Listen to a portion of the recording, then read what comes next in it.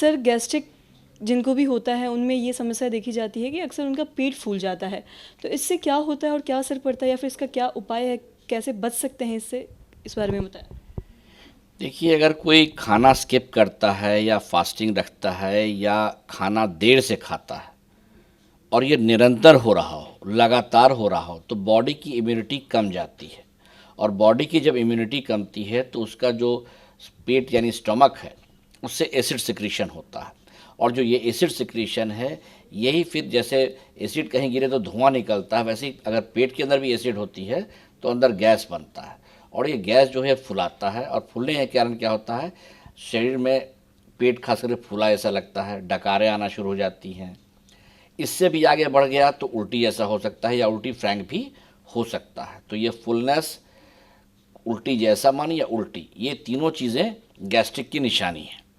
और कई बार गैस्ट्रिक की वजह से लोगों के सर में भी दर्द होता है, ऐसा देखा जाता है कि उनके सर पे गैस चढ़ जाता है, तो ऐसी स्थिति में क्या करना चाहिए? जी, बहुत अच्छा सवाल था। बहुत लोग ऐसे पीड़ित होते हैं, खास करके जो भागा दौड़ी की ज़िंदगी जी रहे हैं और उनका लाइफस्टाइल ऐसा हो कि फास्ट, एक तो देर से खाना है और खाना है तो फास्ट खाना है, तो ये हड़बड़ी में गड़बड़ी होती है बॉडी के अंदर। तो इससे पूलिंग ऑफ फूड हो जाता है, एसिड सिक्रीशंस बहुत ज़्यादा रहता है। तो खाना को जो टूट के जो मल द्वार से निकलना चाहिए, वो मल नहीं निकल पाता है, तो इससे कब्ज़ की शिकायत होती है। और कब्ज़ की शिकायत होने से क्या हो जाता है कि उसकी इंटेस्टाइन फूलना शुरू हो जाती है। तो ये जो गैस निकलता है ये ऊपर बढ़ता है, गैस कभी नीचे जल्दी नहीं जाता, ऊपर जाता है। ऊपर जाता है तो ये किसी को नेक पेन कर सकता है और किसी को हेडेक कर सकता है।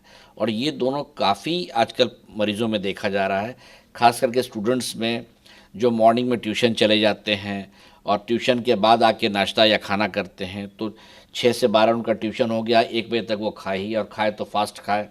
और जब फास्ट खाए तो ये अगर निरंतर हो रहा हो, क्योंकि कोई भी कोचिंग 6 महीना से 1 साल का होता है, तो ये काफ़ी अंतराल होता है, इसमें काफ़ी परेशानियां लोगों की बढ़ रही है। और जिन लोगों को गैस्ट्रिक की समस्या है या फिर जो गैस्ट्रिक का मेडिसिन स्किप करते हैं, नहीं ले पाते हैं किसी वजह से, तो इससे क्या उनके शरीर पे कोई हानि पड़ सकता है? देखिए, सबसे ज़रूरी बात है कि आपको दवाई की ज़रूरत पड़ी क्यों।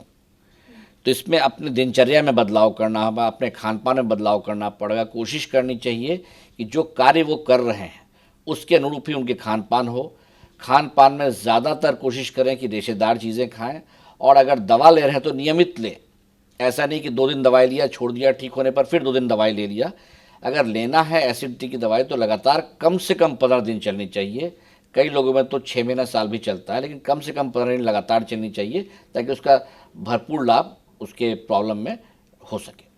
और क्या खाली पेट अगर कोई चाय पीता है जिन्हें गैस्ट्रिक की समस्या हो, इससे और कुछ कोई हानि हो सकता है? खाली पेट चाय पीना, कॉफ़ी जी, पीना? बहुत अच्छा सवाल है, और काफ़ी प्रॉब्लम्स होते हैं इससे, क्योंकि गर्म चीज़ जब जा रहा है और ऑलरेडी अंदर एसिड बना हुआ है, तो डबल एसिडिटी का काम करेगा वो।